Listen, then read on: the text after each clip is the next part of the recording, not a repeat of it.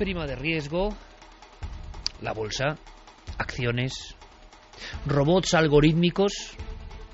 Hay un grupo, una élite, que está acostumbrándose cada vez más a este lenguaje que para el resto de los mortales resulta lejano, incomprensible, pero, claro, las circunstancias, el aprieto, casi el ahogo, la asfixia económica que sufrimos, ha hecho que poco a poco vayamos aprendiendo, ligeramente. Yo, por ejemplo, sigo sin saber bien lo que es la bolsa. De repente, en el diario ABC, leo hoy mismo el siguiente titular, firmado por nuestro buen amigo y colaborador de este programa, José Manuel Nieves.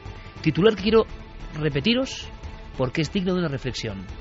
Matrix existe y está tomando el control de los mercados financieros. De momento, el artículo ha sido el más leído con diferencia. Término Matrix, control del mercado financiero. Le preguntábamos a José Manuel Nieves, cuéntanos un poco, por favor. Haznos de llave para entrar en esta puerta tan misteriosa, pero que en el fondo nos afecta a todos. Pues las claves son que nos estamos poniendo cada vez más en manos de máquinas y de algoritmos, que es el caso, es decir, de cosas artificiales. Estos algoritmos existen desde hace mucho tiempo. Sabemos que los mercados financieros, concretamente, una de las cosas que más importan es la velocidad de respuesta. El que primero responde es el que se lo lleva. La bolsa se mueve y fluctúa muy rápido, ¿no? Entonces, al ir buscando algoritmos, es decir, pequeños robots que se mueven por dentro del sistema, buscando y haciendo las operaciones financieras cada vez más rápido, pues hemos llegado al punto de colocar algoritmos que son muchísimo más rápidos que la velocidad de reacción de cualquier persona, pero cientos de veces más rápidos. Es decir, ni siquiera una persona pendiente en tiempo real puede saber ni lo que están haciendo ni cómo lo están haciendo. 1:37. Bien, los robots empiezan a apoderarse de los mercados de los cuales dependen 7.000 millones de personas que vivimos en el planeta Tierra. Esto sería como una gran conspiración, ¿no? Como una gran rebelión de la inteligencia artificial. Os vais a quedar alucinados, como me he quedado yo hablando con Santiago Camacho, de hasta qué punto la inteligencia artificial de estos bots o de estos algoritmos dominan ya el mundo sin saberlo. Sin saberlo nosotros, claro, ellos lo saben perfectamente, si es que tienen esa capacidad. ¿Qué puede ocurrir? ¿Qué puede pasar? Hay fluctuaciones en la bolsa y en los mercados financieros e incluso paralizaciones parciales o de grandes sectores del mercado financiero que se achacaban a los vaivenes del propio mercado. Pero este grupo de investigadores de la Universidad de Miami lo que ha demostrado es que no, es que se debe a la acción de estos depredadores robóticos dentro del sistema, que lo que están haciendo es eso, para lo que están diseñados, están atacando presas y haciendo que los valores bursátiles fluctúen, vayan al alza, vayan a la baja. Y lo peor de todo, lo están haciendo sin ningún control humano. Si fuera yo, desconectaría estos algoritmos y volvería a dejar que las operaciones las hagan personas y no máquinas, ¿no? Matrix está en la cabeza de todos y esto es lo más cercano que tenemos, por lo menos en el sistema financiero. Con Geray Martínez en la nave de sonidos de este viaje radiofónico de Milenio 3 todos los sábados. Con Fermín Agustí en la redacción y el montaje y la edición de reportajes y historias que vais a poder paladear esta noche. Javier Pérez Campos, compañero, buenas noches. Buenas noches, Iker. Por supuesto, en el reporterismo, con la investigación, pero va a haber mucho más, claro que sí. Carmen, hablamos de robots y hablamos de hombres. Y aunque sea en un guiño, en un simple guiño, hay un hombre que vuela, como lo oís, por desgracia vuela hacia la muerte, y que ahora se está reinvestigando su historia. Va a ser sorprendente. Sí, porque todos recordarán esa imagen que se quedó grabada en las retinas de casi todo el mundo. Los atentados del 11S de las Torres Gemelas, a la mañana siguiente los diarios de gran parte del planeta abrían con una fotografía. Se veían las dos Torres Gemelas, aún no habían colapsado, aún no habían caído, y en medio de ellas aparecía algo que parecía estar volando. Era un hombre, cabeza abajo, con una pierna un poco inclinada hacia adelante y caía en picado. No sabían quién era ese hombre y hoy en día no sigue sin saber quién es, no tiene nombre, aunque se han apuntado muchas posibilidades. Bueno, es una figura además que sorprende porque cae con una rectitud tremenda, se convirtió en el emblema de ese día que acabamos de pasar casi como aniversario, y sigue habiendo muchos misterios. Hablan de el hombre que cae. En Estados Unidos, ya sabéis, investigaciones de todo tipo, hasta España apenas habían llegado. ¿Quién es el hombre que cae? Y sobre todo, ¿cuál es su misterio? Otro hombre que nos ha dejado y que sería importante, que también vivió en Estados Unidos. Javier Sierra, compañero, buenas noches. Muy buenas noches, Iker. Un hombre que cuando fue niño tocó con las manos uno de los grandes enigmas de la humanidad. Se nos acaba de ir el último testigo cercano, es decir, de primera mano, de uno de los casos emblemáticos del misterio de los ovnis, del caso Roswell. Falleció el pasado mes de agosto y a partir de su muerte nos enfrentamos a una situación muy particular. El caso de Roswell ha dejado de ser materia de periodistas para convertirse en historia, en materia de historiadores, a partir de la muerte de Jesse Marcel Jr. ¿Pero qué vio ese niño? ¿Qué llegó a tocar con sus manos? Lo va a contar luego Javier Sierra, porque lo conoció. Una especie de semblanza, de maravillosa semblanza de uno de los casos que todavía siguen sin resolver. Abrimos este contacto de inmediato y lanzamos además la posibilidad. Esta noche, Javi, ¿verdad? Ponemos en marcha ya las primeras preguntas de Milenio 3 Responde. Sí, esta noche vamos a intentar dar respuesta a algunas de esas preguntas que nos han ido llegando al correo electrónico. Y te puedo decir que ha habido más de un centenar entre todo lo que hemos recopilado a través del mail, de Twitter, de Facebook y de todas las redes sociales. Bueno, pues hacemos una cosa. Vehiculizamos, por favor, milenio3 con número @cadenaser.com. Esa parte del buzón para vuestras preguntas. Y además yo he propuesto un juego a mis compañeros, que es que nosotros no la sepamos realmente. Porque sería muy sencillo saber la pregunta, ponerse a buscar y como si fuéramos bots, nunca mejor dicho, robots algorítmicos, dar una respuesta perfecta. Oye, para eso ya tenéis Internet. Lo que vamos a contar nosotros no proviene de Internet, proviene de vivencias, de experiencias, de búsqueda y de entusiasmo. Muchas veces nos pillaréis y no sabremos qué responder. Creo que será bonito. Así igual entre todos investigamos. Tomar la pregunta y responder directamente es como más frío, ¿verdad? Así que ponednos a prueba.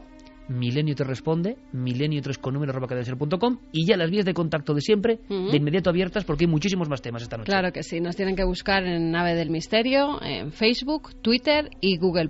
Y como ha dicho Iker antes, nuestro mail de siempre, milenio3 con número @cadenaser.com, para hacer llegar vuestras preguntas, vuestras informaciones, vuestras consultas. Están llegando, Iker, algunas personas, sobre todo del sur, en Cádiz, que afirman haber visto esta misma noche una especie de luz muy extraña, un objeto volante no identificado. Bueno, que nos informen, por favor, en tiempo real. ¿Ha ocurrido esta misma noche? Esta misma noche.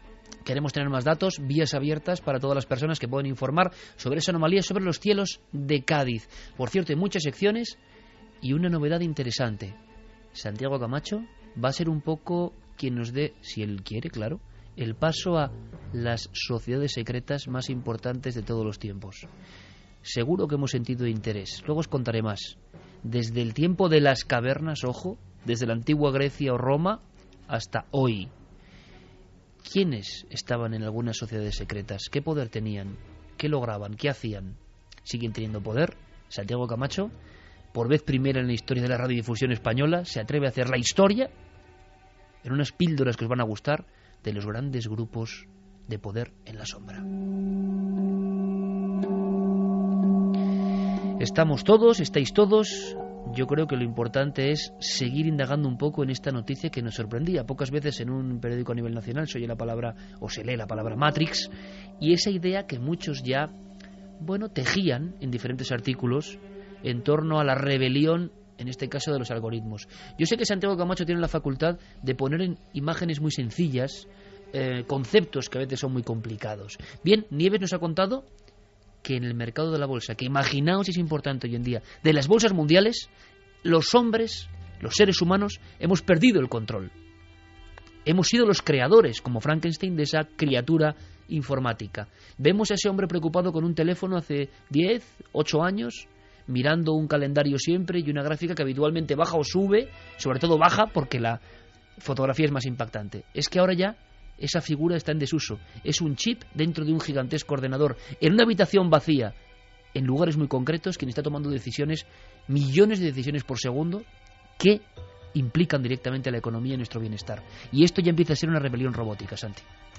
Pues sí, como todos este tipo de fenómenos tiene su historia. En algún momento de la década de los 90, los grandes bancos de inversión de Wall Street, las grandes empresas de brokers, las grandes firmas financieras, decidieron adoptar una estrategia nueva. Empezaron a reclutar a su personal, en vez de en las escuelas de negocio de Harvard, en vez de en los prestigiosos facultades económicas de todo el mundo, empezaron a dirigirse a escuelas técnicas, a centros como el MIT, y a contratar a matemáticos, a ingenieros, a físicos teóricos que empezasen a trabajar para ellos.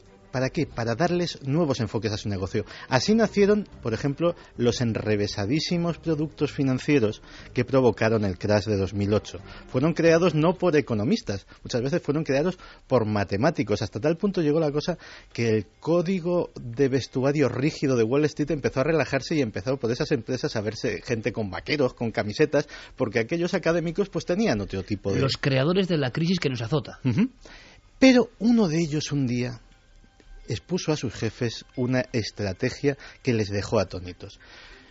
Los que conozcan el mercado financiero y los que jueguen al póker sabrán que hay cierta similitud entre ambas cosas. Si tú de repente desembolsas para comprar o para vender una serie de millones de dólares, estás enseñando tu jugada a los contrincantes que van a actuar en consecuencia. Ya saben que estás especulando a favor o en contra de algo y ellos se van a cubrir.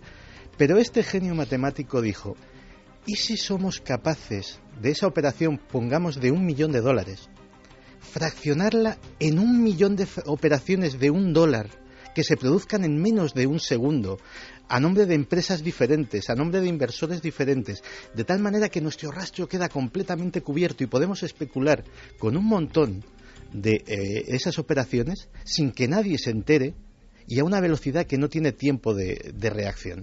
Sus jefes se quedaron obviamente maravillados y dijo: ¿cómo? Es muy sencillo. Hacemos un bot. Ese es el término que se les da en la jerga financiera actual.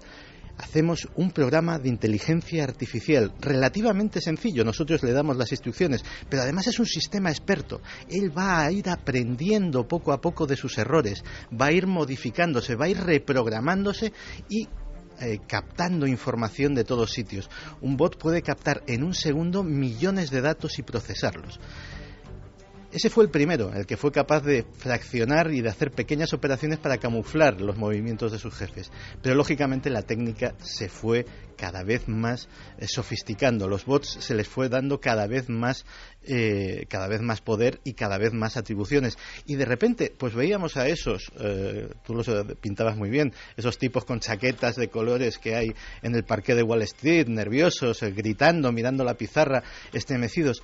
Realmente son a día de hoy, no en el futuro, un vestigio del pasado. Entre el 70 y el 90% de las operaciones del mercado financiero mundial las llevan a cabo bots que no son humanos. A la 1:48, Santi, para toda nuestra audiencia y para lo que tengamos muy claro y diáfano, ¿qué otros bots que no sean de la bolsa, para que lo veamos clarísimo, dominan ya el mundo sin que seamos muy conscientes, pero estamos a su merced? Claro, pensemos que es que esos sistemas de inteligencia artificial son omnipresentes. El tráfico de nuestras ciudades, los semáforos, están regulados por uno de esos sistemas. Prácticamente cada aspecto de nuestra vida, la red eléctrica, los ferrocarriles, etcétera, etcétera, muchas veces están detrás de ellos estos personajes informáticos absolutamente invisibles, pero que sin embargo tienen un gran poder. Fíjate, hay una cosa que parece absolutamente frívola, pero que a los oyentes les va a parecer muy ilustrativa. Todos los que accedemos pues a tiendas electrónicas, a tiendas online de música, a videoclubs online, nos encontramos porque cuando nos bajamos una película, de repente el programa nos hace una serie de sugerencias. Mira, parece que nos conoce, ¿no? Decimos. Parece que nos conoce porque ha estado analizando nuestras preferencias, las nuestras y las de todos los usuarios, para indicarnos qué películas nos pueden interesar. ¿Sabes que las estadísticas dicen que el 60% de esas sugerencias finalmente se alquilan? Es decir, adquieren un grado de precisión absoluta. Pues bien, hay una empresa en Reino Unido que se llama Epagogix que también parece desconocida, pero que tiene unos ingresos millonarios porque sus servicios los contratan principalmente estudios de Hollywood. Epagogix creó uno de estos bots. Su bot lee los guiones de los futuros blockbusters, de las futuras superproducciones, y predice si van a ser un éxito en taquilla o no. Cuando, por ejemplo, vemos una oferta en una librería electrónica, claro, yo me imagino un tipo que ha decidido bajar ese precio o no, ¿no? Hay un caso muy célebre, que también es otra anécdota. Evidentemente, pues hay una tienda que todos conocemos, Amazon en Estados Unidos, que parece ser que para fijar los precios de sus libros, ajustar al céntimo las ventas y los beneficios, también tiene uno de estos sistemas expertos. Pues bien, a veces fallan, y veremos fallos clamorosos y algunos que asustan mucho en los próximos minutos. A veces fallan, y se dio el caso anecdótico de que había un libro absolutamente intrascendente, un libro científico sobre la vida y el ciclo vital de las moscas, que de repente se encontraron los atónitos clientes que tenía un precio de más de $1 millón. Pero es que, lejos de rectificar el bot su error, lo iba subiendo poco a poco y llegó a alcanzar $23 millones en Amazon. Evidentemente no vendieron ni uno. Pero la paradoja es tremenda, no había ningún ser humano para poner freno a eso. No, pero eso en casos muchísimo más graves, y veremos casos en los que corrió peligro buena parte de la riqueza de un país o de un mercado como es el mercado bursátil norteamericano, tampoco había nadie para pulsar el botón del pánico a tiempo.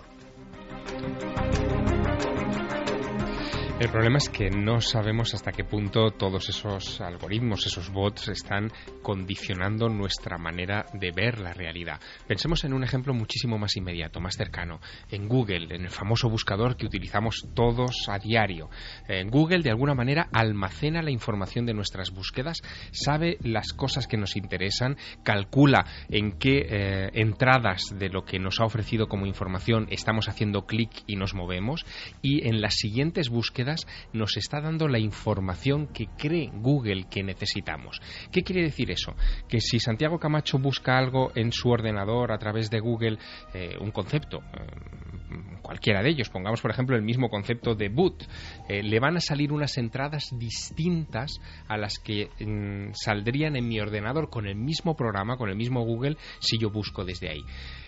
Calculando esos algoritmos, lo que están haciendo es también reducir nuestro acceso a la información. No accedemos los dos, Santiago y yo, a la misma información porque nos interesan cosas distintas. Y eso hace que a veces una información importante pueda pasarle a Santiago desapercibida o a mí desapercibida. Estamos viendo que la economía sufre vaivenes tremendos.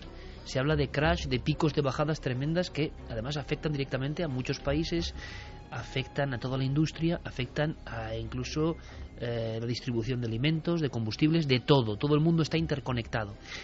Tienes incluso documentos de un especialista, que es el primero que parece que ha puesto la voz de alarma en Estados Unidos sobre este asunto, porque parece ya que los robots han excedido su poder, como si fuera, repito, Yo Robot, se han vuelto inteligentes, nos parece de ciencia ficción, han aprendido de sus errores y están operando por su cuenta y riesgo.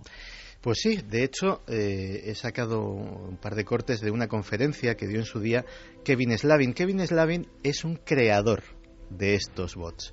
De hecho, cuando alguno de nuestros oyentes que sea aficionado a los videojuegos, pues un rival artificial en un videojuego le haya asesinado o haya recibido un gol tremendo en un simulador de fútbol, es probable que el jugador que le ha marcado ese gol en su mente informática lleve piezas creadas por Kevin Slavin. Kevin Slavin sabe muy bien de lo que habla y en este primer corte nos expone cómo está el mercado financiero actualmente. Así que para que tengan una idea de lo que pasa en la bolsa en este momento, pueden imaginarse un montón de algoritmos programados, básicamente para esconderse, y otro montón de algoritmos programados para ir a buscarlos y actuar. Todo eso es genial, está muy bien. Representa el 70% de la bolsa de los Estados Unidos, el 70% del sistema operativo antes conocido como nuestras pensiones e hipotecas.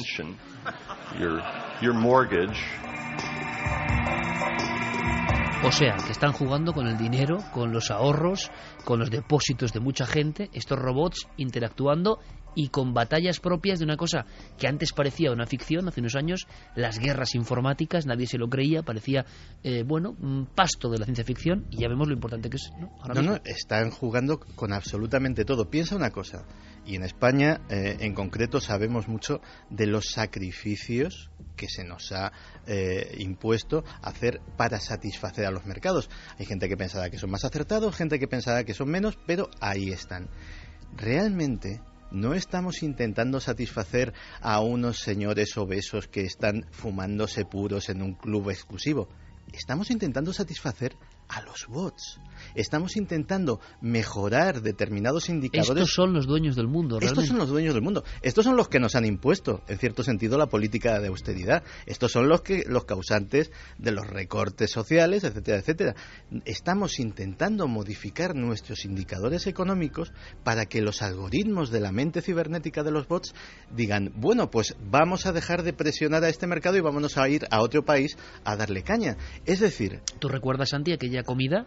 Y este político, no voy a decir la angustia, pero sí la preocupación que había con esta especie de mentalidad incontrolable de los mercados, que antes eran personas y ya no son. Claro, es que cuando se habla de los mercados, muchas veces eso, tenemos la imagen romántica, claro, y piensas en un tipo pues con frac y una chistera, una cadena de reloj de oro colgándole de la barriga y fumándose un puro que se ha encendido con un billete de $500. En el fondo humano. Claro, pero ese señor no existe. Ese señor está en las Bahamas ahora mismo recibiendo los beneficios de algo que ni entiende ni comprende, de algo que es tan absolutamente esotérico para él como para nosotros, de unos, vamos a llamarlos animalitos, que, mira, vamos a hacer un experimento. Muchos nos están escuchando ahora mismo con el ordenador delante.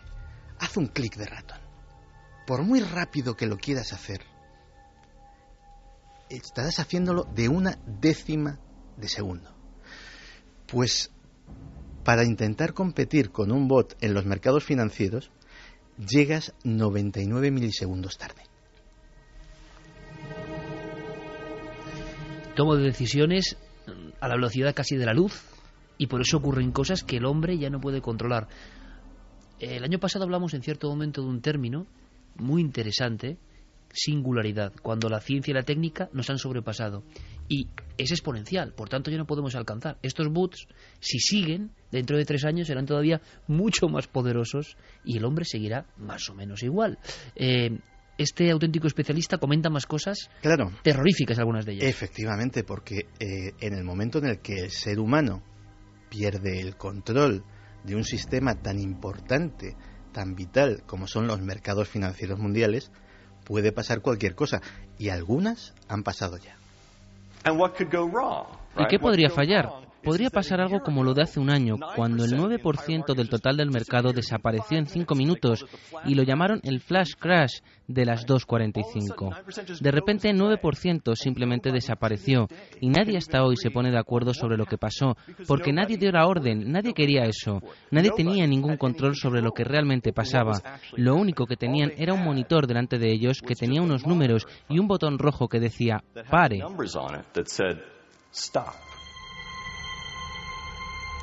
Y como siempre, estos conferenciantes norteamericanos, qué bien lo cuentan, qué sencillo, qué gráfico, nada de tonterías. Es decir, un agujero negro en la economía mundial, que eso acarrea luego muertes, acarrea batallas, acarrea guerras, acarrea penurias, acarrea enriquecimientos ilícitos. Es decir, el monopolio del mundo, y de repente un agujero negro, miles y miles de millones que se van y nadie sabe dónde han ido. ¿Qué está pasando? ¿Qué está ocurriendo? Me interesa mucho, imagino que a Javier Sierra también, ¿verdad, compañero? Saber, conocer las opiniones de nuestro público, las vías de contacto siempre abiertas, Nave del Misterio, ikerjimenez.com, lo tenéis ahí como siempre, Guillermo León al mando de todo esto, en Facebook, Twitter y milenio3@cadenaser.com, también para vuestras preguntas de cualquier otro tema, para el Milenio 3 Responde. Pero escuchemos un poco, por lo menos por dónde va, porque a mí de verdad me parecía la historia esa, Frankenstein, ¿no?, el moderno Prometeo, la sensación de hemos creado algo con nuestra inteligencia y ese algo se ha vuelto demasiado inteligente, ¿no? Pues mira, Álvaro nos decía, con tanta máquina hemos perdido el alma, es todo frío, y si se equivoca en la lectura de un guión que en realidad es magnífico. Aaron Rodríguez dice, no confiamos en nuestro vecino, pero confiamos todos nuestros datos personales a una computadora, es que somos inteligentes.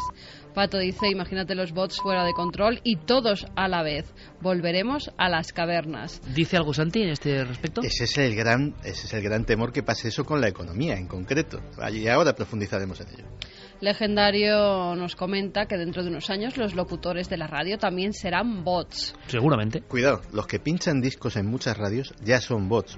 Muchas radios de Radio Fórmula tienen directamente un programa informático de lo típico de una hora sin música. Una hora sin música, también nos imaginamos que esa hora sin música hay un señor que está poniendo discos, más o menos a su albedrío. No, hay un programa informático que tiene guardados los archivos MP3, que los va poniendo con una secuencia más o menos inteligente, de intentando que tengan una cierta armonía, que se adecúen a los gustos del público, etcétera, etcétera, y con eso se va tirando. Y pensar que Arthur C. Clarke ya se adelantó a todo esto. ¿Os acordáis del robot HAL 9000 de la nave Discovery? Seguramente el robot más famoso de todos los tiempos. Claro, ese robot que controla todo en la nave y que termina convirtiéndose en una amenaza es exactamente la premonición de esto. Pero ¿sabéis lo que significa HAL? HAL significa computador algorítmico heurísticamente programado. Heurísticamente programado significa que está programado para, en principio, solucionar problemas. Odisea en el espacio 2001, 1968, si no me equivoco. Increíble. Ciencia ficción, y la estamos viviendo. Decían. Alfonso Rubio dice, de siempre he creído en la rebelión de las máquinas como en la película Terminator, y un día nos dominarán. Luis García Cuenca, ¿alguien cree que las grandes fortunas mundiales son los que aparecen en Forbes? Yo no. Esos están en la sombra y con billones en sus bolsillos. Ignacio Rafael Viñas, es absolutamente demencial. En los mercados financieros se juega con un puñado de bits cuyo único valor es el que le otorgamos nosotros, igual que con los papelitos de colores llamados dinero. Noto mucha indignación. Estamos hablando de un tema que, repito, merece la pena el esfuerzo, ¿no? No es el misterio clásico, desde luego, como tantas otras veces en Milenio 3, pero es interesante porque lo estamos viviendo y lo estamos sufriendo todos. Entonces noto, primero, mucho conocimiento por parte de los oyentes. A fuerza de pelearse contra la economía, hemos tenido que acostumbrarnos también a términos que antes eran completamente desconocidos, y más para personas como nosotros, que no somos de números, y nuestro público también lo ha hecho, ¿no? Entonces yo creo que hay una especie de indignación muy grande al entender, como buenos milenarios, que esto es más que posible y que no es ficción, ¿no? Y en algunos miedo, dicen más miedo que a fantasmas y a cosas que tengan que ver con lo paranormal. Desde luego. Jorge Saldarriaga dice, son robots que operan de forma automática de acuerdo a parámetros preestablecidos y durante un tiempo determinado. ¿Qué personas los manejan y qué tanta autonomía tienen? Son las preguntas claves. Autonomía completa. Es decir, estamos hablando de milisegundos. Para que nos hagamos una idea, las operaciones que habían detectado los científicos a los que hacía alusión José Manuel Nieves, son operaciones muy cortas. Se denominan operaciones ultrarrápidas aquellas operaciones que tienen lugar en 1 segundo y medio. En 1 segundo y medio lo que se celebra es una batalla entre diversos de estos bots que compran, venden, vuelven a comprar, vuelven a vender, hacen decenas de operaciones, insisto, en 1 segundo y medio, y hacen fluctuar un valor por encima o por debajo de un 10% de su cotización original. Es decir, miles de millones en caso de grandes empresas. Que sería imposible a nivel de seres humanos interactuando. Por imposible. Mucho. Hay una cosa que, de verdad, queréis miedo escénico. Santi, me decías que en algunas ciudades los lugares más caros de la ciudad tienen una extraña función. En una en concreto, en la ciudad, en Nueva York. En la ciudad del mercado. En Nueva York hay, si uno coge el mapa del valor inmobiliario de las casas y de los alquileres, se encuentra con una anomalía extraña. De repente hay una especie de círculo en un lugar que no es especialmente lujoso, está en Manhattan, pero hay sitios evidentemente mucho más cotizados como Park Avenue, bueno, en realidad todos los aledaños del parque, sitios con vistas maravillosas. No, este no, es un sitio normal, está rodeando el número 60 de Hudson Street, que es el antiguo el edificio de la Western Union. ¿Qué puede tener eso allí? Pues allí el metro cuadrado está más caro, y cuando digo más caro, no digo 5 veces, 10 veces, sino a lo mejor hasta más que en cualquier otra zona de la ciudad. Y en esos despachos, en esas oficinas que se alquilan allí, no hay muebles lujosos, no hay moquetas, no hay cuadros, no hay más que paredes de acero y servidores informáticos. Absolutamente nada más. ¿Por qué? Porque en ese número 60 de Hudson Street está el nodo de Internet de Manhattan. Por ahí se entra al corazón informático de Wall Street. Y como estamos hablando de nanosegundos, ni siquiera en milisegundos, una diferencia de 10 manzanas puede suponer que tu bot se adelante al bot de la compañía enemiga a la hora de hacer una serie de estas operaciones. Es tan importante esa velocidad que algunas empresas han hecho inversiones millonarias para llegar lo antes posible a ese número 60 de Hudson Street. Hay una empresa financiera de Chicago que por su cuenta y riesgo plantó un cable de fibra óptica de 1.300 kilómetros desde Chicago a Nueva York hasta ese número 60 de Hudson Street, simplemente para ganar 3 milisegundos en cada operación. Sorprendidos, ¿verdad? Yo también. El cuchillo, la mezcla de Boston, no son nombres de luchadores, son nombres de bots. Son nombres de bots. Ya hay empresas que lógicamente se dedican a intentar capturarlos, aislarlos y ver cómo funcionan, intentar destriparlos. Y como buenos cazadores... Pero permíteme, Santi, para que nos entendamos, es lo mismo que ocurre con los virus y los antivirus en las guerras informáticas. Efectivamente. Pues estos, como buenos cazadores, los catalogan y les ponen nombres más o menos peculiares. Por ejemplo, el cuchillo es precisamente el bot de esa empresa de Chicago que plantó el cable de fibra óptica. Ese cable de fibra óptica era el pasillo de no se sabe cuántos millones de dólares, el pasillo de plata para que el cuchillo pueda acceder directamente al corazón informático de Wall Street. Pero efectivamente la mezcla de Boston, la feria, Crepúsculo, les ponen nombres pintorescos y cada uno de ellos tiene una función. El problema es que, como muy bien nos decía Nene el Corte, la unión de los bots, ¿no? La unión de los bots, y que las cosas a veces salen mal. Los bots no son infalibles, a veces pueden ser hasta caprichosos. Y en Knight Capital Group, una empresa financiera muy importante, lo saben bien cuando hace apenas unos meses se encontraron con que su bot empezaba a hacer operaciones extrañas. Empezaba a vender barato, a comprar caro. De hecho, les estaba generando un agujero de $10 millones por minuto. Aún así, se quedaron delante de las pantallas. Decían, bueno, está haciendo algo creativo, está haciendo una gran operación de especulación. Vaya con el artista, ¿no? Está intentando tirar abajo el mercado de estos valores y cuando lo tire abajo, evidentemente se pondrá a comprar como un loco. Pero los minutos pasaban de 10 millones en 10 millones y ese botón rojo del pánico ya no lo pulsó nadie hasta que llevaba $440 millones en pérdidas para la empresa. Entonces dijeron, bueno, yo creo que esto no es normal. Y alguien pulsó ese botón rojo. Hasta ese punto tiene autonomía. La profecía de Odisea 2001, HAL 9000, Javier.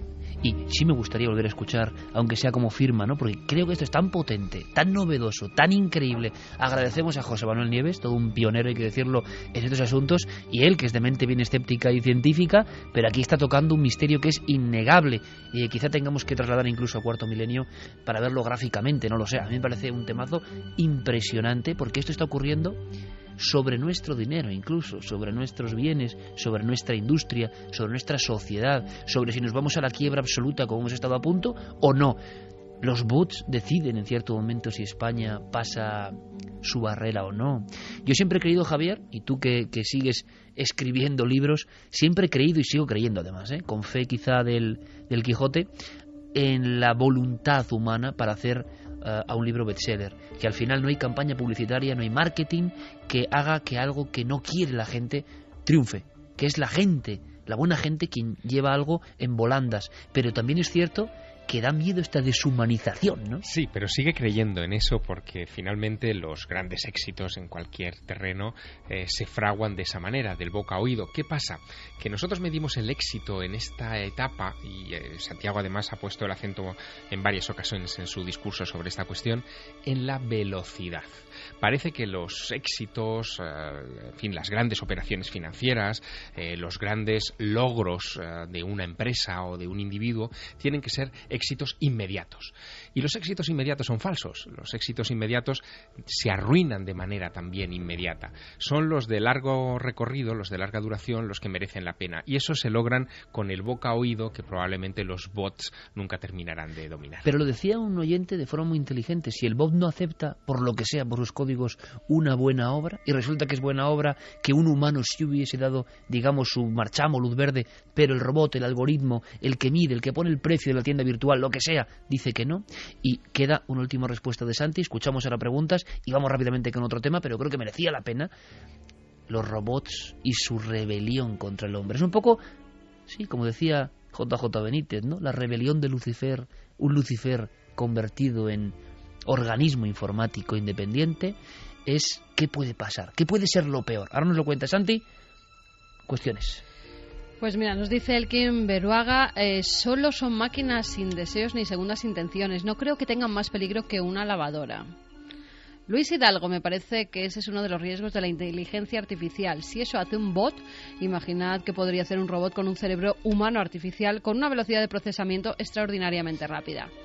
Juan José García Pérez, esto es como jugar a ser Dios y no serlo. Me parece que nos hemos pasado de la raya y acabaremos por pagarlo muy, pero que muy caro. Pablo Gómez dice que estudia ingeniería informática y cuando un algoritmo se nos va de las manos nos pone en un rosco. Existe un mecanismo en programación llamado control de fallos para solucionar estos casos. Esto nos lo dice un hombre que sabe mucho de informática. Ingeniero informático. Se lo agradecemos. Si estos algoritmos los han creado personas formadas completamente y competentes, me pregunto hasta qué punto se puede controlar realmente un algoritmo cualquiera. ¿Qué podría pasar? ¿Cuál es el peor panorama?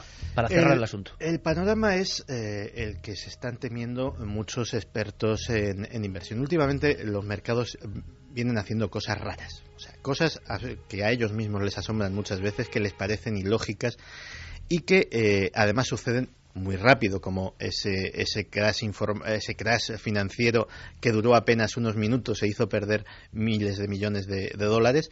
Y sin embargo nadie le encuentra una explicación. Sucede porque en el fondo no estamos hablando de 1, ni de 2, ni de 10. Estamos hablando de decenas y decenas de bots que forman lo que podríamos denominar una bandada de estorninos. Esa imagen de la bandada de estorninos como un montón de puntitos que se mueven erráticamente pero todos juntos y cuyo comportamiento es absolutamente imprevisible. Porque cada uno estimula al otro y al final es casi un ballet extraño pero caótico. Pues bien, lo que podría suceder es que de repente sucediera directamente un crack financiero de características casi apocalípticas, directamente porque no se controle el comportamiento de decenas de bots, que algunos son de grandes empresas, otros son de inversores pequeños, otros son de gobiernos, otros son de inversores, digámoslo así, malintencionados, que buscan provocar ruinas ajenas para beneficiarse. Cada uno sigue las instrucciones de su jefe y al final de la mezcla de todo eso, de la mezcla homogénea, no se sabe qué puede suceder en cada momento y las previsiones de mercados cada vez son más complicadas de hacer. Podríamos finiquitar el asunto con un apocalipsis bot, ¿no? Bueno, pues apocalipsis, se habló de trompetas del apocalipsis con un sonido, ¿os acordáis? Hace poco más de año y medio hablábamos de esto por primera vez. Se ha convertido en un fenómeno nuevo muy polémico, pero es un sonido, lo llamaban The Hum, aparecía de vez en cuando. Ahora Diego Marañón, nuestro compañero, nos trae toda la información. Es la última vez, la más reciente que se ha grabado. Y yo no sé qué pasa con estos sonidos, pero es verdad que siguen sobrecogiendo, no sé qué son. ¿Lo escuchamos, os parece? Es una grabación que tiene apenas 10 días.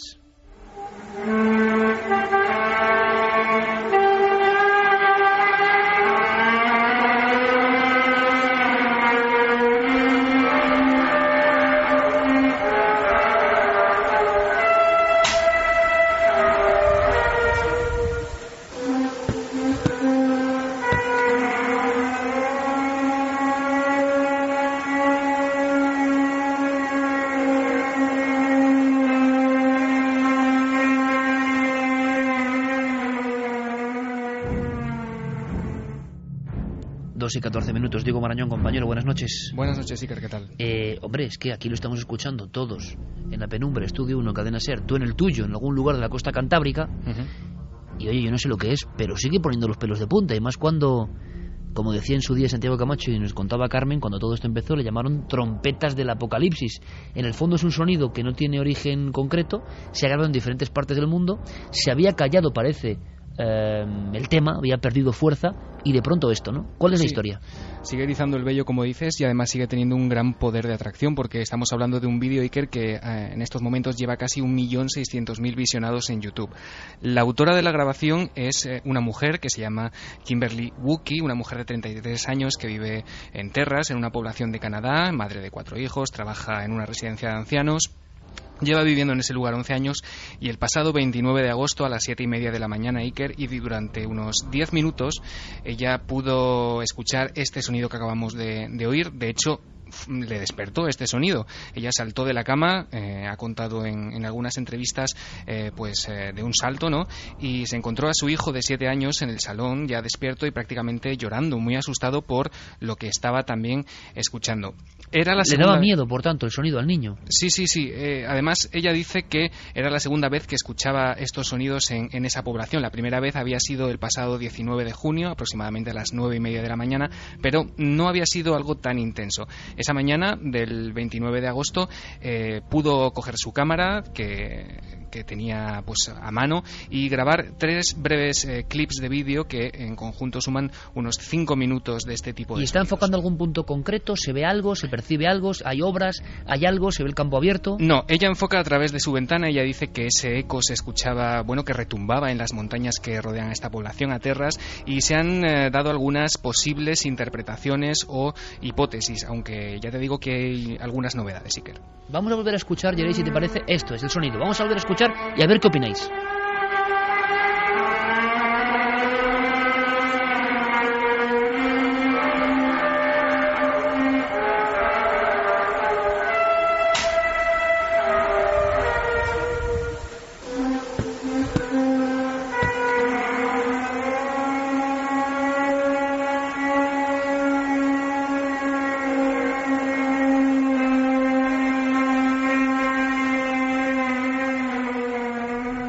Extraña que muchos hablasen de lamentos de la tierra, que otros indicasen movimiento quizá de fallas, de cortes geológicos. Parece casi también algo animal de fondo. Esto parece trompetas, y parece trompetas del apocalipsis, ¿no? Esta grabación de verdad que parece más esta es de la más impresionante que yo he escuchado, ¿eh? Sí. No sé qué opináis, muy chicos. cercano y muy ampliado el sonido, ¿no? A mí me preocupa particularmente que el asunto siga siendo un misterio, pero me preocupa todavía más que en algún momento los científicos lo resuelvan, porque eso significaría que podría reproducirse, ser utilizada a voluntad. ¿Y os imagináis esto utilizado como arma psicológica? En fin, yo creo que los vecinos, los habitantes de ese pueblo canadiense, como los de otros lugares que hemos conocido en estos meses, lo que han tenido es verdadero pánico, porque no saben qué es lo que está sucediendo en la atmósfera. Esto es lo interesante, que se produce, como en el caso del niño, un inmediato reflejo del miedo. Lo que inspira esto no es nada amable, ¿no? No, desde luego. Y además, te cuento, Iker, que se han intentado dar algunas explicaciones. Se ha hablado de un posible sonido de trenes, de vehículos en funcionamiento. Hay que decir que esta población canadiense, Terras, es atravesada por una línea de ferrocarril y tiene una especie de centro de logística con decenas prácticamente de contenedores que están estacionados. La propia Kimberly Wookey, yo me he metido en su Facebook y es curioso porque ella enviaba un mensaje a la empresa de excavadoras local y la propia empresa le daba la razón, le decía que ese sonido no podía estar causado por ninguno de sus aparatos. Pero es que además es lo de siempre, Diego, humildemente, pero estarían acostumbrados a estos sonidos. Es como claro. Aquella historia, ¿te acuerdas, Javier, de los sonidos de Zurbaranbarri, en Vizcaya, de un supuesto ovni, que resolvieron algunos investigadores más escépticos diciendo que eran sapos? Claro, si son sapos, pues los sapos siempre están ahí. Oiga, es que no están un día y hacen algo extraño que nos pone los pelos de punta y luego el resto de los años no hacen nada. Es decir, sonidos lógicos del entorno, imagino que los tendríamos encontrados. Tenemos estas sus palabras, creo, ¿no? Sí, ¿Diego? Podemos escucharla, Iker, si quieres, desmintiendo un poco esta teoría que se ha dado sobre la posible excavadora cerca de su casa. Bueno, he escuchado que pudo tratarse de terremotos de cielo o del núcleo terrestre, o quizá fuese algo magnético, los campos magnéticos de la Tierra. En realidad no tengo ni idea. Desgraciadamente mi cámara tenía poca batería, aunque había espacio en la memoria, así que empecé a grabar. Simplemente enfoqué a la ventana y grabé el vídeo. Se supone que había un trabajador poniendo a punto su excavadora cerca del estadio, pero he escuchado muchas excavadoras y muchos trenes antes, y el sonido no tenía nada que ver. Oficialmente no hay respuesta, Diego. Respuesta, aunque la policía Iker y algunos estamentos científicos han confirmado que siguen intentando esclarecer el origen de esto. Para Kimberly, ella misma ha dicho que no cree que sea nada religioso, nada místico, nada extraterrestre, sino que su opinión es que se trata de algo geofísico, y ella es la primera interesada en saber qué pudo ocurrir aquella mañana. Un lamento de la Tierra. Bueno, más adelante escucharemos vuestras opiniones, porque lo habéis podido, tampoco es cuestión de ponerlo todo el rato, ¿no? En 2 ocasiones, esa especie de bramido de la Tierra, lo que sea, que cala muy hondo, y luego lo que siempre hablamos, ¿no? Nuestro cerebro, nuestra alma, lo que queráis, nuestra mente, tiene una forma de captar las cosas. Nos llega a diferentes niveles, más lógicos y más ilógicos, ¿no? Pero es verdad que ciertos sonidos atraviesan de una forma muy especial nuestros sentimientos, y este tiene algo que puede ser natural, pero yo tampoco, personalmente, puedo estar equivocado, lo ubico, lo relaciono con nada conocido. Bueno, esperamos. Hablan de lamentos de ballenas. Es que suena, o elefantes. Desde luego suena algo como un quejido, algo que no es alegre. Venga, vamos a escucharlo, Yeri, vale, se ha empañado Yeri, vamos a escucharlo.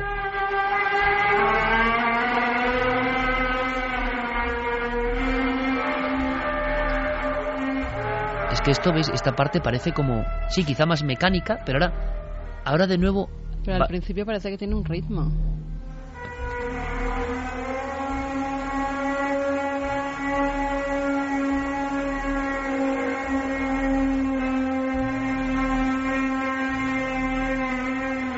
Eso no es una sirena, tiene una cadencia que parece más a un ser vivo, y me refiero a ser vivo, no sé, la Tierra, yo qué sé, pero desde luego no es algo mecánico, programado, en fin, de Hum, un misterio nuevo, o que quizás siempre haya estado ahí, algo muy demónico, Javier, y que de repente con nuestra tecnología lo hemos captado. Bueno, luego, si queréis, podéis gráficamente comentarnos cómo lo habéis visto con vuestros oídos y con vuestra mirada particular. ¿Qué habéis sentido? ¿Qué es eso? Que a veces esa información es más importante. Os prometíamos una foto y alguna que otra sorpresa no muy conocida del 11S. Acaba de pasar esa fecha ya marcada para siempre, el momento en que el mundo cambió para siempre, el momento de inicio de esta nueva era, evidentemente, de este nuevo cosmos en el que todos vivimos, ¿no? Bueno, pues también surgía en los medios estadounidenses la historia de una fotografía impresionante, sobre todo por el giratismo. Un hombre caía y al caer, de fondo las acristaladas aún en pie Torres Gemelas, se había lanzado al vacío, la cabeza hacia abajo, el cuerpo rígido, casi como con una majestad, con una autoridad. No es alguien desvencijado, lógico, ¿no? Víctima del terror, no, es un hombre que parece embozado en una túnica, que cae como si fuera un proyectil humano. Es el enigma del hombre que cae el día 11 de septiembre. Nos va a sorprender esta historia. Es una imagen captada por un fotógrafo de Associated Press, Richard Drew, así se llamaba, desde la Torre Norte, 1 hora después de que el avión de American Airlines impactara entre las plantas 93 y 99, salta un hombre. Todos los que estaban en los pisos superiores a donde se produjo el impacto sabían que no tenían salida. No fue el único que se lanzó. Unas 200 personas hicieron lo mismo. Pero la figura de este hombre fue la que más impactó. Tenía los brazos pegados al cuerpo, la pierna izquierda doblada a la altura de la rodilla. Vestía un pantalón negro y camisa blanca. La caída era totalmente vertical. No hacía ningún tipo de aspaviento mientras bajaba a gran velocidad. Los expertos calcularon que podía estar cayendo a unos 240 kilómetros por hora. Sabía cuál era su destino y parecía haberlo asumido.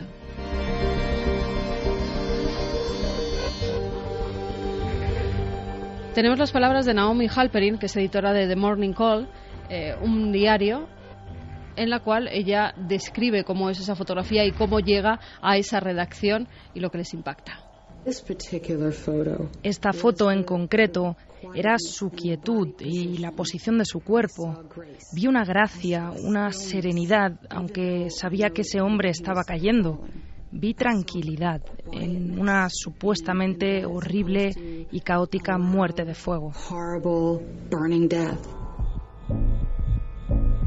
Richard Drew, el fotógrafo, también sabe cuál va a ser la consecuencia de la caída, pero no le tembló la cámara. Estaba acostumbrado desde que era muy joven a vivir situaciones límite. Con tan solo 21 años, este fotógrafo estaba justo detrás de Bobby Kennedy cuando le dispararon en la cabeza y su camisa incluso llegó a mancharse con su sangre. Aún así fue el primero en captar a Bobby agonizando en el suelo y su mujer intentando ayudarle. En esta ocasión el fotógrafo se encontraba haciendo su trabajo en un desfile de moda para embarazadas que se llevaba a cabo en Bryant Park. De repente recibió una llamada de sus jefes. Un avión había impactado contra una de las Torres Gemelas. Inmediatamente recogió sus bártulos y cogió el metro. Cuando llegó, las dos torres ya echaban humo.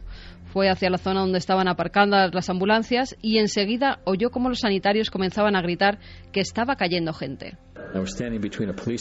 Estaba entre un oficial de policía y una trabajadora de los servicios médicos de emergencia y de repente la mujer dijo: «Mirad».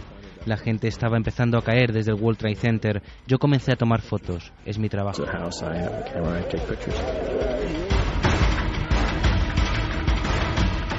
Él apuntaba con su cámara y en cada caída podía realizar entre 9 y 12 disparos. Fotografió a 15 personas que decidieron lanzarse al vacío.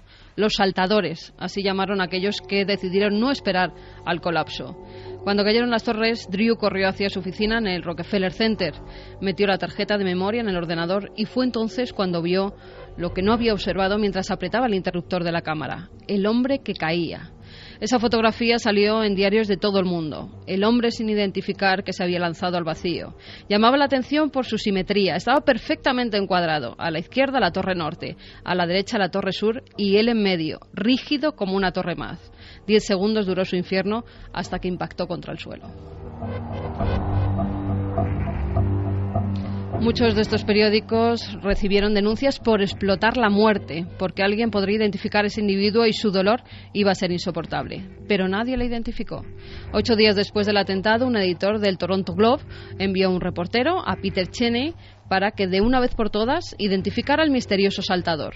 Ampliaron la imagen todo lo que pudieron. Descubrieron que no era una camisa lo que llevaba, sino una especie de casaca como la que llevan en algunos restaurantes los camareros. No era un hombre negro, sino que su piel era muy morena, como alguien de origen latino.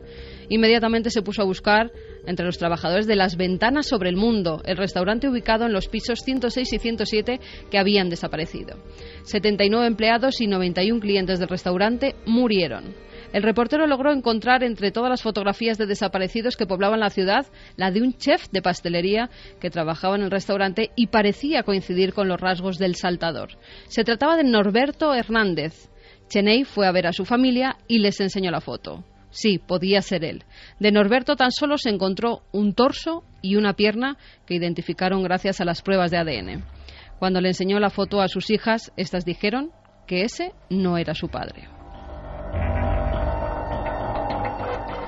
En las tomas que el fotógrafo hizo antes y después de la ya mítica imagen se revelaban más cosas. Que ese hombre no cayó todo el tiempo en posición vertical, que su rostro muestra desesperación, que durante la caída la casaca que llevaba se desgarra por la espalda y algo revelador, que llevaba una camiseta naranja brillante debajo de la casaca blanca. Norberto no tenía camisetas naranjas. Había muchos camareros con las mismas características: pelo corto y oscuro, piel morena, casaca blanca, pantalón negro. Además de los camareros del restaurante, había otros 21 que estaban sirviendo un catering en una de las oficinas. Se apuntaron muchas más posibilidades sobre quién podría ser el misterioso saltador. Entre ellos salió el nombre de Jonathan Brearley, que trabajaba también en Las Ventanas sobre el Mundo. Era un hombre de piel ligeramente negra.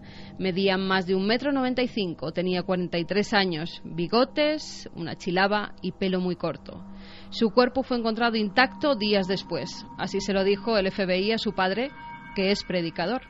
Su hermano reconoció el cadáver. Había visto en los periódicos la famosa fotografía. Su hermano tenía asma y con el humo que había en la planta donde trabajaba, lo más seguro es que hubiera buscado un lugar para poder respirar.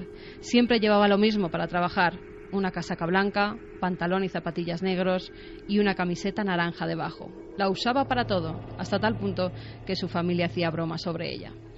Pero su familia no pudo identificar la ropa. Su mujer no sabe qué llevaba Jonathan puesto aquella mañana. Nadie puede saber a ciencia cierta si el hombre que saltó al vacío era Jonathan Brearley o no. Hubo gente que intentó lanzarse con manteles, con cortinas o cualquier tela que se encontrara intentando crear un paracaídas. Ninguno lo consiguió. También hubo tragedias dentro de la propia tragedia. Una de las personas que se lanzó al vacío impactó contra un bombero que se encontraba ayudando a los supervivientes. Ambos murieron.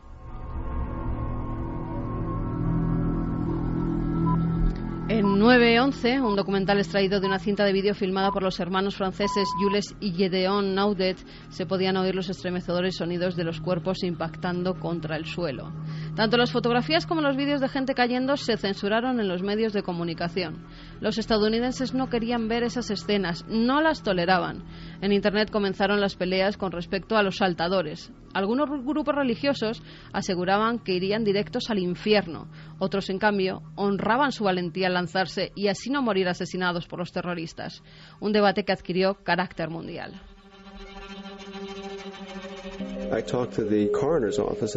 Hablé con la oficina del forense en Nueva York.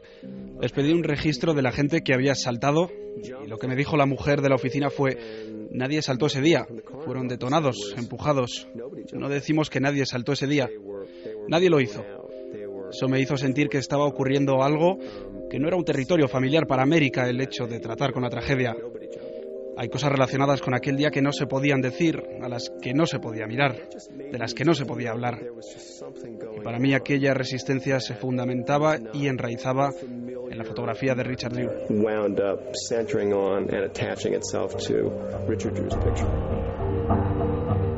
No se podía hablar de los saltadores, no habían existido. Eso era lo que nos decía Tom Junod, que es redactor de la revista Esquire y además es escritor. Es como una página oscura dentro de la oscuridad general del 11S que yo no sé si os ocurre a vosotros, compañeros, a mí sí, y es quizá a la audiencia también. Volvemos a recordar eso que todos vivimos, de alguna forma, una sacudida mundial, ¿no? Y es de una densidad, de una tragedia. Hay todavía muchas aristas, da la sensación de que sigue habiendo muchas cosas que no se han contado y de cuando en cuando aquí las repasamos, las comentamos, podéis opinar sobre ellas, no tenemos ninguna verdad. Y Javier ha recuperado del archivo, un poco en este homenaje siempre misterioso a ese día en el que cambió el mundo.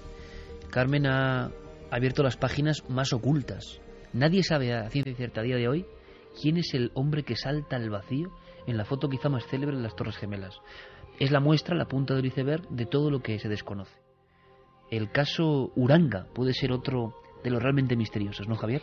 Pues sí, es una historia que apareció en aquellos días posteriores a la tragedia del 11 de septiembre en los medios de comunicación españoles y contaba una serie de situaciones que vivió un pintor de Zarauz, Ángel Uranga, que, en fin, leídas con posterioridad y pasados unos años, no dejan todavía de sorprender. Ángel Uranga llevaba un año preparando una exposición para Nueva York, para la ciudad de Nueva York, inspirada en un tipo de arte muy particular en el que él juega con volúmenes, con figuras geométricas, etcétera, para imitar, en este caso, en esa exposición, las Torres Gemelas. Él había decidido dedicar toda esa exposición, consagrar esa exposición a las Torres Gemelas de Nueva York y las pintaba en aquellos cuadros como colosos quebrados, incluso con un tono amarillento, como si estuvieran en llama, como si fueran edificios rotos. Pero esto no es lo más sorprendente. Lo más sorprendente es que la exposición finalmente se retrasa por cuestiones técnicas.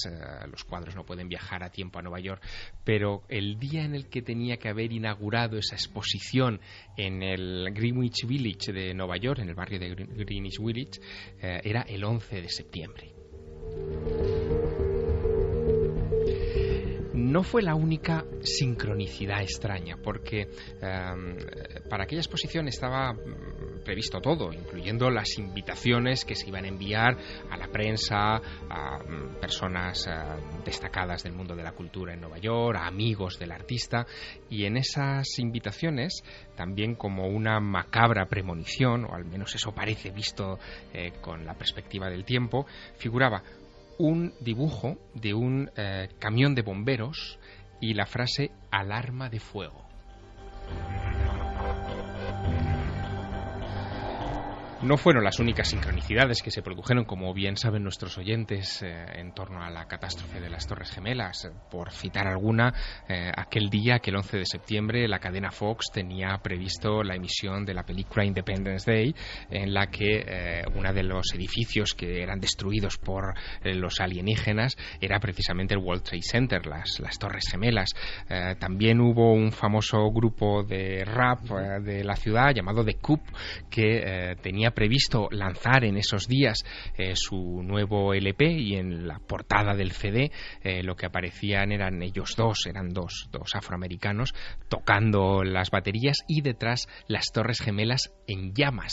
Tanto es así que cuando la fotografía de ese disco circula por las redes desde la propia casa discográfica, porque se quedan atónitos de que ese montaje fuera una premonición tan exacta de lo que estaba pasando en la ciudad de Nueva York, en fin, todos optan por retrasar la salida del disco y cambiarle la portada, que nunca será oficialmente la de las Torres ardiendo. Y hay una serie de comités, de personas implicadas en que se sepa la verdad del 11S según su propia verdad. Yo no sé si todavía Santi y Javier siguen operativos, siguen contando cosas, sigue habiendo en todo este tiempo, porque hace mucho que no hablamos del 11S, alguna pista, dato, elemento que pueda interesar a nuestra audiencia. Por supuesto que siguen activos. De hecho, los colectivos ya se cuentan por casi decenas. Estamos hablando de ingenieros, arquitectos, bomberos, pilotos, agrupados en asociaciones que llevan el subtítulo "Por la verdad del 11S", bomberos por la verdad del 11S, pilotos por la verdad del 11S, y cada uno desde su rama de ser experto, pues intentan explicar las incoherencias de lo que se nos vendió a todos como la versión oficial. O sea, las incoherencias los unen a todos de alguna forma. Efectivamente, hay ingenieros que te dicen, pues es imposible que un edificio colapse de esta manera, y te lo demuestran como te lo puede demostrar un ingeniero, que es con las matemáticas, con simulaciones informáticas, etcétera, etcétera. Hay pilotos que te dicen, oiga, es que es imposible que un señor sin formación acierte, por muy grandes que sean las Torres Gemelas, acierte con esa precisión y tal. Hay bomberos que te explican que tampoco es posible que por ese incendio colapse el edificio, etcétera, etcétera. Y cada uno de ellos tiene, digámoslo así, cada uno de los miembros de estas asociaciones tiene la ventaja de que no es un conspiranoico al uso, no es un señor como yo o como tantos otros que pueda estar haciendo teorías más o menos alegremente sin saber de lo que está hablando más que lo que ha leído por ahí, sino que ellos trabajan día a día y se ganan la vida con aquello que están intentando demostrar. Con lo cual son aportaciones que yo animaría a que por lo menos como curiosidad la gente les echase un vistazo y se pudiera abrir un debate. También está la otra parte, ¿no? Imagino muchos ingenieros, bomberos y técnicos que creen en la verdad del informe oficial. Por supuesto, y las controversias, digamos que ese tipo de controversias tienen lugar en los foros evidentemente, de los ingenieros, etcétera, etcétera, escépticos, que son visitados por estos que son más afines a la verdad oficial, e intentan rebatirles, y se montan realmente debates y polémicas muy interesantes. Pero fíjate, no tiene nada que ver, pero mientras estaba escuchando toda esta historia hay una reflexión que no quería dejar pasar. No sé qué mente maquiavélica organizó esa operación. No sé si estaba en desiertos lejanos o estaba mucho más cerca de los Estados Unidos o era Bin Laden, no tengo ni idea. Pero si se esforzó en elegir el mayor símbolo de lo que entendemos por civilización, por orden en Occidente, el poder económico, las personas que trabajaban allí con cargos, sobre todo con cargos ejecutivos, se sentían legítimamente en aquel momento, era una vanidad comprensible, se podían sentir intocables. En algunas oficinas de los pisos altos, probablemente los directores, los altos ejecutivos, se sentían como si fueran semidioses. Y esa caída de los dioses económicos, de los dioses de las grandes empresas, esa caída del gran símbolo del poder, fue elegida de una manera evidentemente premeditada, pero con un talento perverso, que es lo que hace que a nosotros a día de hoy veamos las imágenes y se nos pongan los vellos de punta, porque estaba en nuestro inconsciente colectivo. Sabíamos que digámoslo así, la sede espiritual de la sociedad capitalista actual, de la sociedad de consumo, de la sociedad en la que nos hemos criado, nos guste o no, era aquello, y aquello lo vimos caer con nuestros propios ojos. Esa misma fotografía, la del hombre que cae, con el fondo de la propia Torre Gemela, con lo que significa, lo ha dicho perfectamente Santiago Camacho, es como una puñalada tremenda en lo más hondo del inconsciente colectivo occidental. Es la caída de un imperio, de los dioses, reflejada en una imagen. Por eso han pasado tantos años y seguimos estremeciéndonos de esta forma tan especial. Es decir, nuestro cerebro y nuestra alma interpreta, sabe que hay códigos ahí que no podemos ni verbalizar, pero por eso nos espanta de una forma tan especial.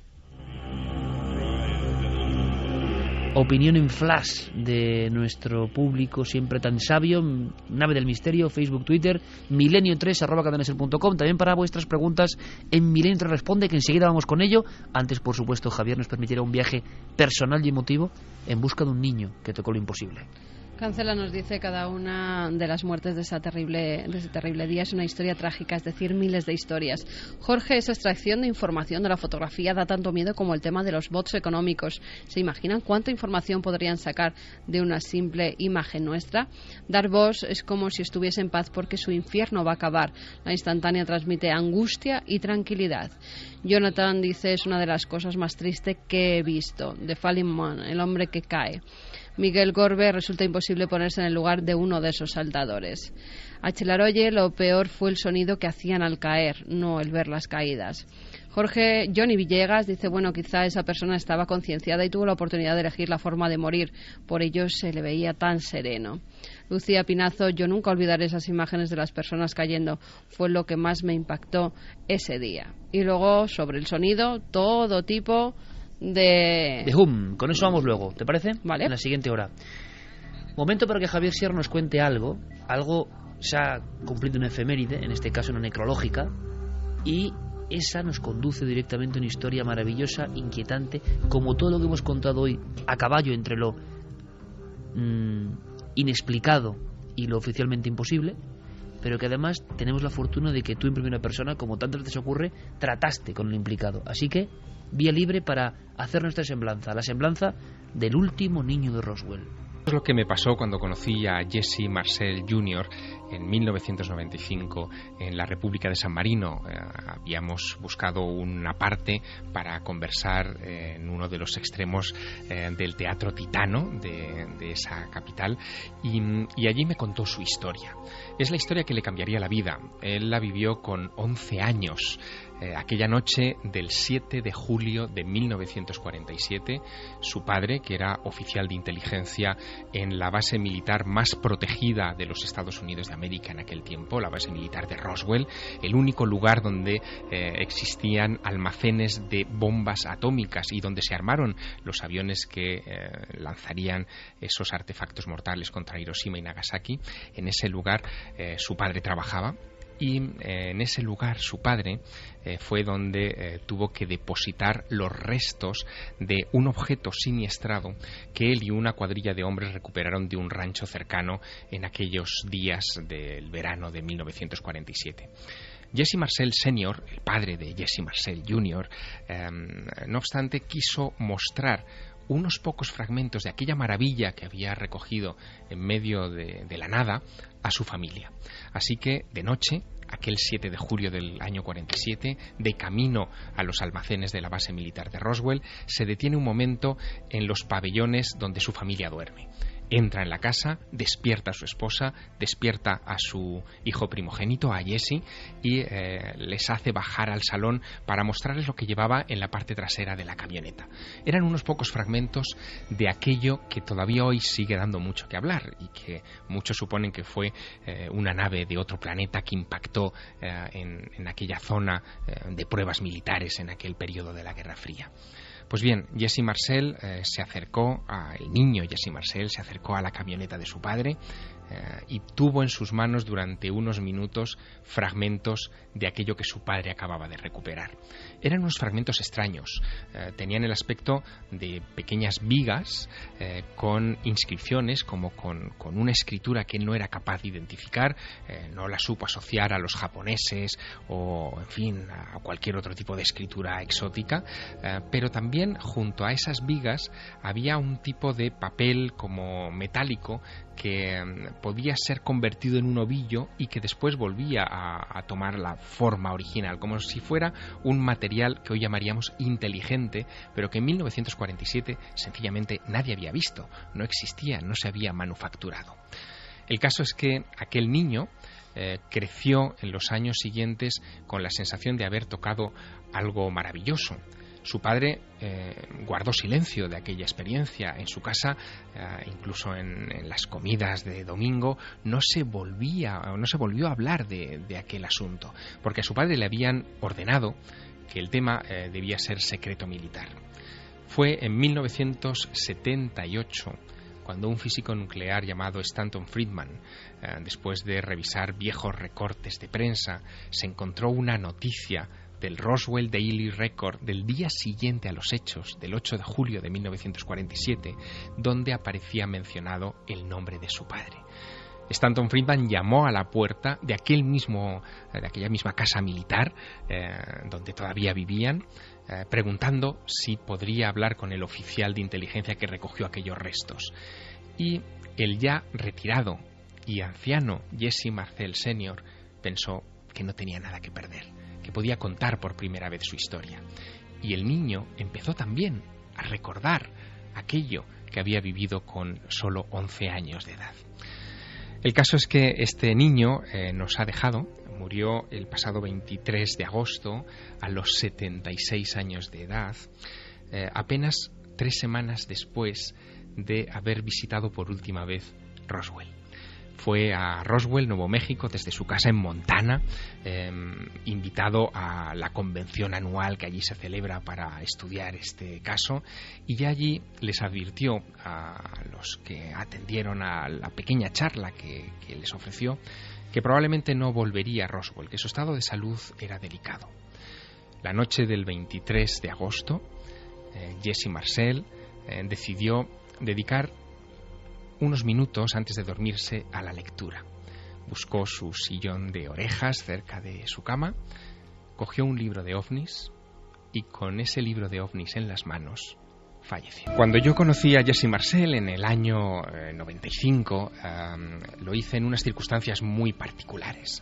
En aquellos meses había aparecido una supuesta filmación de una autopsia a uno de los tripulantes de aquel objeto que recogió teóricamente Jesse Marcel Sr., el padre de Jesse Marcel Jr. Y en San Marino fue invitado precisamente para dar testimonio de lo que allí vio. Bueno, es curioso porque este hombre, que había tenido en sus manos los restos de lo que quiera que cayese en Roswell, Nuevo México, en 1947, vio junto a mí, sentado en la butaca de al lado, por primera vez la famosa película de las autopsias, hoy considerada un fraude. Y después le pedí su opinión sobre este asunto y me contaba esto.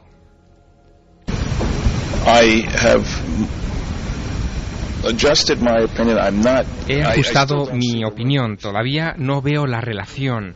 Creo que les he convencido de que si algo de esto es auténtico, no es de Roswell, decía respecto a la filmación, sino de un evento completamente diferente.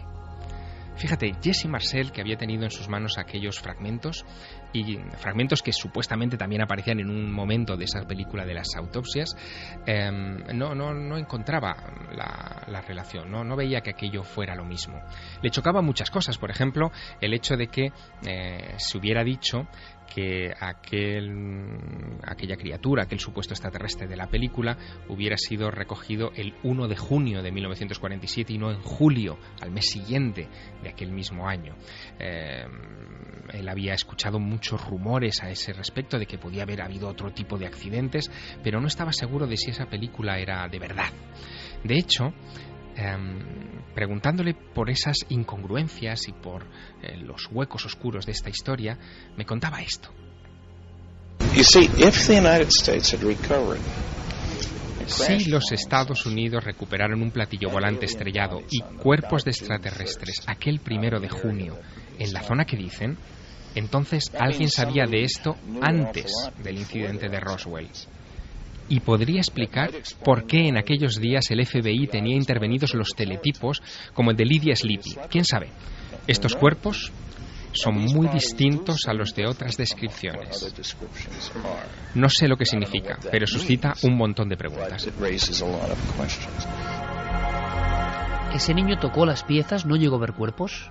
Vio, digamos, trozos de un posible ovni y llegó a ver la escritura extraña en esa superficie, y lo ha mantenido hasta el final de sus días, como una auténtica verdad, y para él creyendo que es un objeto de otro planeta. Imagínate, Jesse Marcel siendo tan joven, tan niño, fue el único durante muchos años que podía dar testimonio directo de lo que pudo haber sido ese objeto. De hecho, le llamaron para, los principales shows de televisión en los Estados Unidos, el de Leno, el de Larry King, y siempre mantuvo el mismo testimonio. Nunca exageró nada, nunca se quiso atribuir méritos que no tenía, siempre se limitó a contar lo que pasó aquella noche en la que su padre le despertó y le mostró emocionado aquello que acababa de recuperar, y contó también cómo su padre se hizo taciturno después de aquella historia por órdenes militares, porque le prohibieron incluso hablar en su propia casa, con su propia familia, de lo que era un secreto militar.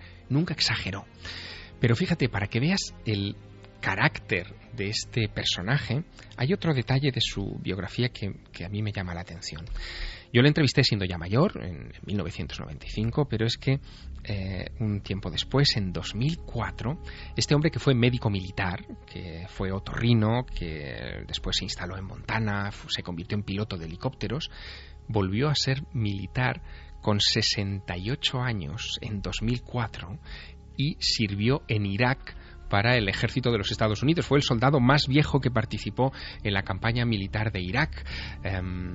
Él creía en los valores de los militares y de la defensa de su país, pero sin embargo, cuando se le hablaba de que de alguna manera estaba transgrediendo un secreto militar, decía que no importaba, que él quería transgredir ese secreto porque ese secreto no competía solo al ámbito de la esfera de la defensa nacional norteamericana, era algo que debía ser patrimonio de la humanidad. Él estaba convencido de que lo que tuvo en sus manos aquella noche del 7 de julio de 1947 eran fragmentos de una nave de otro mundo y demostraban que efectivamente no estamos solos. Milenio 3 respondes la idea, ¿no, Javier Pérez Campos? Sí, la idea es que los oyentes nos enviaran algunas de las preguntas de casos que quedaron abiertos, de testigos que recuerdan vagamente y que quieren saber más de ellos, o de cosas que contamos recientemente y que quizá hayan tenido, hayamos tenido noticias de última hora.